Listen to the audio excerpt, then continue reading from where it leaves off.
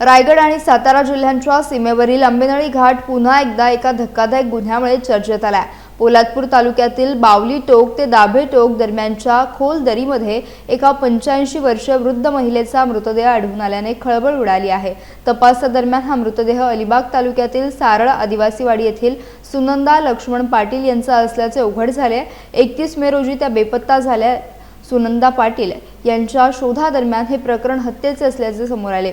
पोलिसांच्या तपासात अंदर्श हिराजी शेडगे आणि रितेश नरेश लोहार या दोघांनी दागिन्यांच्या लालसेपोटी कट रचल्याचा संशय व्यक्त करण्यात आलाय। चौकशी दरम्यान आरोपींनी गुन्ह्याची कबुली दिल्याची माहिती समोर आली असून खून केल्यानंतर मृतदेह आंबेनळी घाटातील खोल दरीत फेकल्याचे उघड झाले।